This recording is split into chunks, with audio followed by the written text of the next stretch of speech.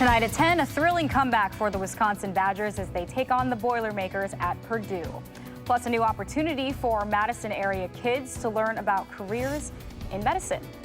And a heartwarming story about a cat rescued on the Beltline. News 3 at 10 starts right now. This is News 3 at 10. Good evening and thanks so much for watching News 3 at 10. I'm Jamie Perez. A thrilling comeback win for the Badgers in West Lafayette, Indiana. Melissa Kim is there with the latest. Well, get out your history books. Wisconsin putting its first ever triple overtime game in program history in the win column. And despite some first half hiccups like pass interference penalties and false starts, the team remained resilient and overcame adversity. You know, the one thing you felt all along was that you knew they were playing for each other and you know, never is a game where you're not going to have momentum swings. And that's probably the way they responded when we had good things happen and even when they didn't. And I think it says a lot about what they think about each other and care about each other a ton. And you can't talk about this game without mentioning Jonathan Taylor. He racked up 321 yards and 3 touchdowns, including the game winner. And afterwards, TJ Edwards said, "That dude is different, and I'm really glad he's on our team." More from the guys and head coach Paul Chryst coming up a little bit later in sports. But for now, at Ross-Ade Stadium, Melissa Kim, News 3 Sports. The Badgers have one more regular game hosting Minnesota next Saturday. Let's turn it over now to Dave Caulfield with your first alert forecast. Dave? Well, that wild win for the Badgers, and we are talking about some wild weather to start the day, but really has calmed down over the last 12 hours or so. Doppler track is quiet across southern Wisconsin. Downtown Madison on the Edgewater Skycam, we are cold and losing some of that cloud cover. 25 degrees, north-northwest wind at 3 miles per hour. Some other temperatures were already into the single digits in Black River Falls, the teens in Camp Douglas, 22 in the Dells, 27 in Mineral Point. Temperatures and winds over the next 12 hours will be falling into the mid-teens by the time we get to early tomorrow morning, and clear skies will greet us on Sunday. Plenty of sunshine as well. Highs will be close to 30 degrees. We'll talk about what to expect in the weather department as we head closer to Thanksgiving and Black Friday in your first alert forecast in just a few minutes. All right, thanks, Dave. And as always, if your plans depend on the weather, make sure to get our Channel 3000 First Alert Weather and Traffic app. You can find updates and accurate information all weekend long. Madison leaders and community members met today for the Mayor's Neighborhood Conference. The meeting was an opportunity for Madisonians to interact with business owners and policymakers to have their voices heard. Workshops covered subjects ranging from flooding response to transportation. Madison Mayor Paul Soglin said that one of the keys to making an informed policy will be encouraging high turnout in the 2020 census. The census is our only real reliable measure as to how we are doing. We have to have people from our communities going out there and establishing trust so that everyone will fill out their census form. Soglin says he hopes the momentum from record voter turnout this year will remain into the 2020 census as well. New at 10 tonight, the outdoor farmers market season is over, but there's still plenty of shopping to do downtown. Tonight was the second annual Madison Night Market. 40 vendors, along with 40 downtown businesses, celebrated the holidays with food and gifts. Organizers say their goal is to bring people into downtown Madison for the holidays. And we want people to think about coming down here to shop for the next 6 weeks, all through the holiday season. It's important that they know how great we have down here in Madison. Organizers say about 5,000 people were in attendance tonight. Wisconsin athletes dreaming of a soccer career had their chance today at Madison's Pro Soccer Open tryouts. 150 aspiring soccer players took to the field to show the coaches what they've got. Team management says they're looking for players who are ready for a professional play. They say that if any make the cut, they'll be heading to tomorrow's invitational tryouts. Maybe they've played it at a high level in high school, in college. Maybe it's something that they just have it inside them, that they feel they can do this. So we have all levels of trialists here today, and they're giving it their best shot. And it's kind of living the dream. The Madison Pro Soccer team's name and logo will be revealed tomorrow afternoon. Students from the Dane County Boys and Girls Club are getting an exciting opportunity to learn about medicine. News 3's Adam Duxter explains why those teaching them are just as excited. I just wanted to say from the bottom of my heart, I'm so excited that every single one of you is here today. It might be a Saturday, but class is still in session at the UW Medical School. Students from across Dane County getting a lesson in medicine from those who do it for a living. The doctors involved say they know just how important these lessons are. When you talk about children who are underrepresented, it's not just the academic part of it. It is the how can I be cool and still be smart. Because years ago, they were in the same position. When I was growing up, I said I wanted to be a doctor ever since I was 5 years old, but I had a lot of people tell me, you can't do it, it's too hard, or try to distract me. It's called the Ladder Program, and over the course of the next several months, these students will cover just about everything in the medical field, doing it all hands-on. It's much deeper than a one-off workshop or a job shadow opportunity. It's really going much more deeply, and it's getting them the skill sets to be future leaders as well. So it's really a long-term investment. Which is just as rewarding for the doctors as it is to the students. I was so passionate about doing this program because I want to speak life into these young people, expose them to science, and then just be a mentor. So it means so much for me now that I have reached my goals to be able to pour back into the young people that are in this community. The Ladder program will meet once a month for the next several months and learn about a variety of medical topics. Interest in the production of hemp, a non-psychoactive cousin of marijuana, is growing in Wisconsin. While this year's harvest hasn't been the greatest because of the wet weather, interest is strong after legislative action this year lifted the state's decades-old ban on industrial hemp. Nearly 140 Wisconsin farmers planted the crop this year, and many say they'll do it again next year. Experts say an acre of hemp could bring in $40,000 to $70,000. Hemp is typically used for food fibers and construction material. Thanksgiving is less than a week away, but there is a recall that could affect your main course. A recent salmonella outbreak linked to raw turkey products has sickened over 160 people across multiple states and caused one death in California. The U.S. Department of Agriculture is issuing a recall of over 91,000 pounds of Jenny O turkey raw ground turkey products amid this outbreak. The USDA says an investigation is ongoing and products from other companies may also be recalled. The FBI is investigating a mysterious death aboard a cruise ship as it's headed to Aruba. Kenneth Craig has the latest details. The Caribbean cruise came to an end Saturday with the Royal Princess back in South Florida and vacationers no closer to answers surrounding the tragic death of their fellow passenger. I'm shocked, yes, that it happened on the ship I was on. You felt bad for the victim, obviously. The 52-year-old American woman died Tuesday morning after reportedly plunging from the upper deck onto a lifeboat below. It happened while the boat was out at sea. The Princess Cruises ship left Fort Lauderdale on November 9th for a 7-day journey that included a stop in Aruba. Passengers say a security announcement was broadcast directly into cabins regarding a serious incident, and later they saw Aruban authorities make their way aboard the ship. It was a rude awakening at 4 o'clock. It bothered me a lot. I never got back to sleep that night. A spokesperson for the prosecutor in Aruba says an autopsy was performed there as investigators combed the ship before it returned to sea. We feel bad for the family. It's a human life lost. Authorities also told us the victim's husband stayed in Aruba voluntarily and is not considered a suspect. Kenneth Craig, CBS News, New York. We'll take a quick break, but coming up next on News 3 at 10, a normal drive on the Beltline turned into something so much more for Hannah Schlumberger. We'll share her story next on News 3 at 10.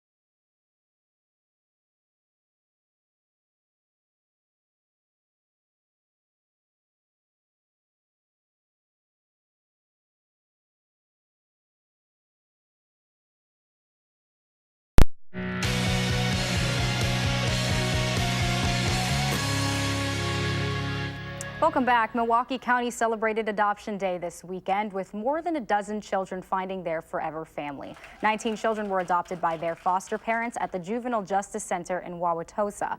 But one family story was particularly special. 17 years ago, the Brushnahans adopted Katie, and last year they became foster parents to Katie's half-sister, Louie. But on Friday, the Brushnahans made Louie a permanent part of their family.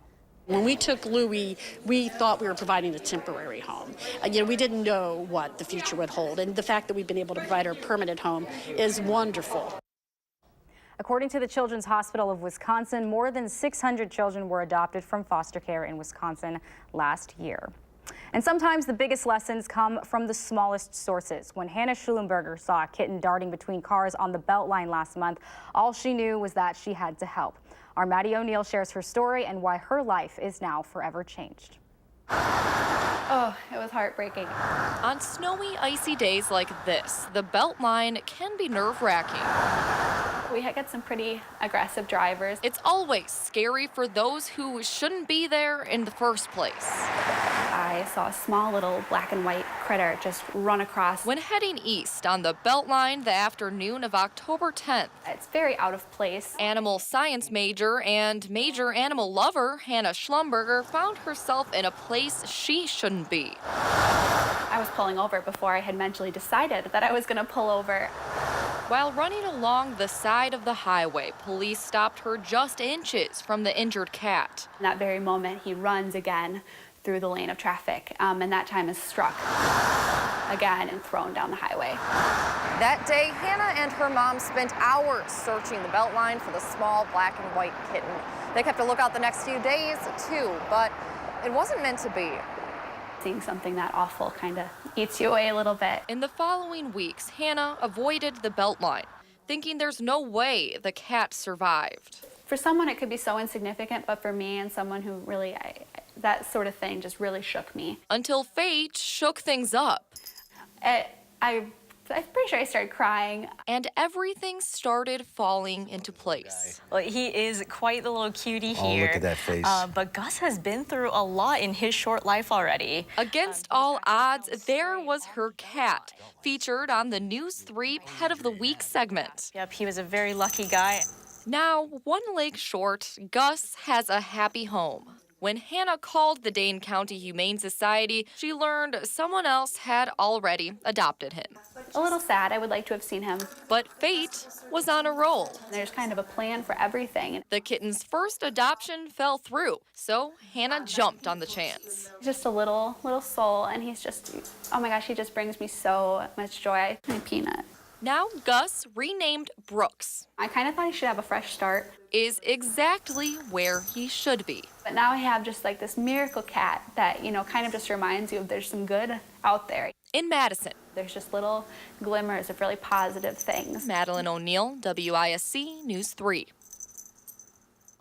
The Dane County Humane Society is not sure how Brooks got onto the highway in the first place, but say that is very uncommon. They, of course, do not recommend drivers stop their cars and put themselves in danger if they see an animal in traffic. Instead, it is best to call animal control. Very cute story. It's really sad that cat was out in the cold, but it kind of doesn't look like that cold is going anywhere. Winter's definitely here in full effect. Yeah, and it's great that that cat has a loving home now. I know my cat loved the snow this morning. I think maybe in the minority for some of us, but as far as November precipitation goes, with the about an inch of snow over the last day or so, we are up to 2 inches of snow in Madison. Now, this snow event brought a little bit more accumulation to southwestern Wisconsin, about 2 to 3 inches in that neck of the woods. Dane County generally picked up about an inch, so we're up to 2 inches of snow in Madison and about 1.5 inches of rain and liquid equivalent. The equivalent of the snow has moved to the south, and I think it's going to stay south of our area by the time it gets out of here over the next day or so. We're actually clear on Doppler track, and we're going to remain quiet at least for the next 24 hours. Temperatures are responding to a little bit of a decrease in those clouds. 25 in Madison, 30 in Janesville, 18 in Wautoma, 17 in Camp Douglas, already down to 7 in Black River Falls. A bit of a wind chill, so it may feel a few degrees cooler than what the thermometer might suggest, but not too bad. And our snow chances are not looking too bad over the next couple of days, but as we head into Monday, there may be a few flakes flying at times. A system will pass us just to the north and could bring us some flurries or snow showers later on Monday. But by the time we get into Tuesday and Wednesday and Thursday, I think the weather staying nice and warming up little by little. We got to get these chilly temperatures out of here in time for the holidays. But I mentioned the clearing skies, and that's good news for sky gazers because the Leonid meteor shower peaks this weekend, specifically about 2 to 6 a.m. tomorrow morning, so really not that far away, about 15 meteors per hour. And while we have fair visibility tonight, right in that peak time, I think the clouds will get out of here just in time to get that good visibility. So it's called the Leonid meteor shower because the meteors appear to originate from Leo, the constellation. But if you want to see the best stars outside, I would recommend looking actually away from Leo. Tonight, temperatures are a little bit away from our normals. 17 degrees, becoming mostly clear and cold. For tomorrow, mostly sunny and remaining cold, with those highs in the low 30s. Future track showing what I was talking about. It's nice to have my graphics support me in cases like this. Temperatures dipping into the teens to start Sunday. Highs will be in the low 30s with plenty of sunshine, but the clouds do come back to start Monday. I do think if we see a couple of snowflakes, it will be later on Monday as that system, pretty weak as it is, moves through to the north of us. So let's take a look at that 7-day forecast. We're noticing those temperatures staying in the 30s to start the holiday week, so a little bit chilly, but then we are warmer, milder, I should say. Maybe not warm, but a little bit closer to normal for this time of year, just in time for Turkey Day. However, there is a chance of a few rain and snow showers Friday and on Small Business Saturday as well. I mean, at least on Thanksgiving, it'll be nice. It's like one of the warmest temperatures of the week on I'm Thanksgiving. giving thanks for that forecast right now, for sure. Thanks so much, Dave. Coming up next, Jonathan Taylor carries the Badgers to huge road win against Purdue. Highlights and post-game reaction coming up next.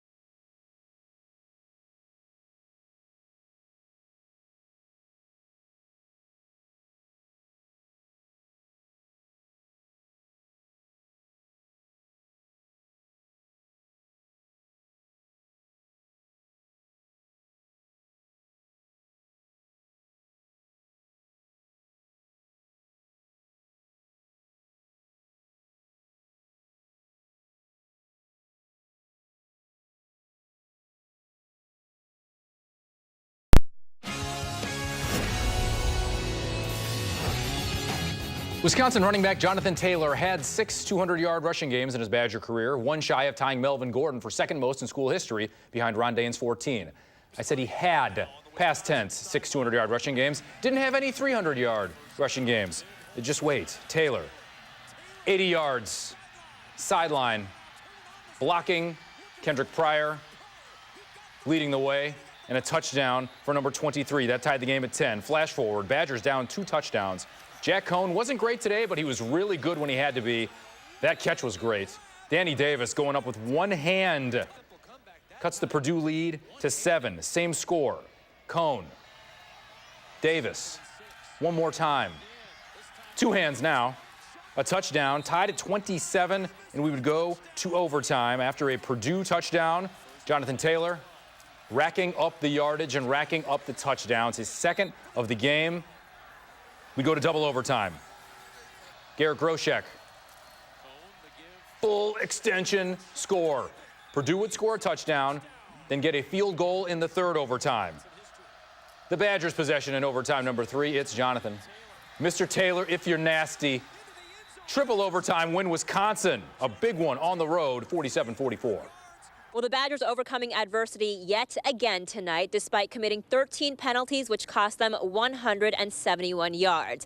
But all it took was some resilience, a few goal line stands, and a certain back running his heart out tonight. And that's the kind of stuff dreams are made of, according to Jonathan Taylor himself. Watching on TV, and now it's you, and then you stop and look and say, really, it wasn't for that moment. It was for the team. You did everything because you wanted the guys to win around you because they've been working all games. It felt like a movie, when he went in the end zone. It was truly something different. Best game I've been a part of. It's an unreal feeling watching him pull away from you. It's so cool. He's so fast. It's kind of unreal to watch. Now this victory moves them to 7-4 on the season, and while that won't change anything in terms of the Big Ten West, they needed this win. The theme this week was draw the line. Just in all aspects of the game, from doing your job or just whatever, communicating it down the line, draw the line, and improve, basically. So that's what we wanted to do tonight, and I think we did that. Today we made enough plays to be celebrating after the game, so it was good to have that feeling, man. It's been a little bit, so it was a good feeling. Now, as for those penalties, Michael Dieter told us after the game that just because they won doesn't erase them at all. And especially with Minnesota coming to Camp Randall this week, it's something they have to clean up right away. At Ross-Ade Stadium, Melissa Kim, News 3 Sports. Wisconsin senior cross-country runner Morgan McDonald said he likes his home track at the Zimmer Championship course. Some hills, some snow, and a chance to close his college career with a national title. Badger fans, there were probably 24 W flags and much more red right in the middle. Beard game, red headband. McDonald went out with the leaders, stayed with the leaders. A pack of about 12 separated itself from the rest, and McDonald separated himself from the rest. Redshirted last year after an injury, said today was his goal, and today a national championship as he crosses the line in the first men's champion since 2005. I knew that there was a lot of people around in that whole last 2K, which I didn't really expect. And then with 400 to go, I knew there was still just so many bodies there. When the time was right, I kind of put my foot down and just prayed that it was enough to pull away and get the victory. Just the whole race, just on either side, just being packed with Badger fans, just yelling out my name and supporting the Badgers. It was really amazing, and I felt it the whole way. Women's race, Alicia Monson trying to cap her breakout junior year with an individual title. More than 250 going in the rain or in the snow, 30 degrees. Monson, about midway through, said she wanted to go out a little faster, shed some weight and lose the gloves, which is just insanity. Homestretch, Monson in a monster stacked field holds her own, finishes in 4th. The Badger women's team finishes in 10th. We knew it would go out fast, so I was ready for that. I didn't get out quite as much as I wished I would, and when the pace got going, looking back at it, I wish I would have stuck with it at the front there, but when it happens, whatever happens is what you got to deal with, and I'm just proud of the way I came back at the end. Wisconsin men's basketball hosting Houston Baptist. Ethan Hatt making some history. He'll get a rebound here, had 12 of those on the evening, 911 for his career, breaks the school record by 7. He also had 15 points, 6 assists. Badgers win 96-59. They are 3-0. Indoor sport basketball. I didn't see any snow really on the football field, but you get some cross-country runners together. They're tough. I say they're crazy. They're crazy tough. Taking the gloves off. Is that something that you would do, wear shorts out in the snow? I mean, if you had to. I had 2 pairs of gloves on and those hot hands things you put in the boots to keep your toes warm. So that would be me. props I'd be to wearing them. pants, but I don't know if that would work. I'd probably lose. I freaked out because I left my scarf at home. That would be me. Yeah. Stay with us. We're right back after the break.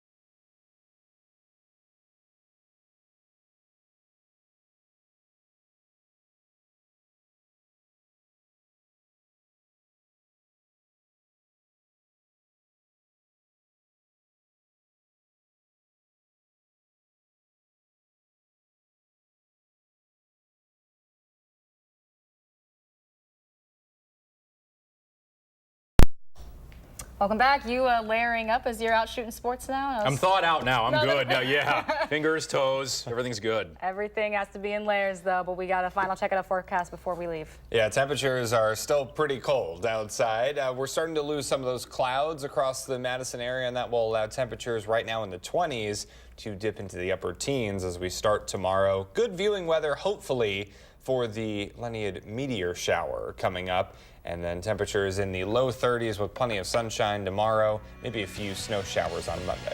Sounds good, Dave. Thanks to all of you at home for watching. Have a fantastic rest of your night. Download the new Channel 3000 app and get alerted on your mobile device the minute news breaks. Wherever you go, be the first to know with Channel 3000.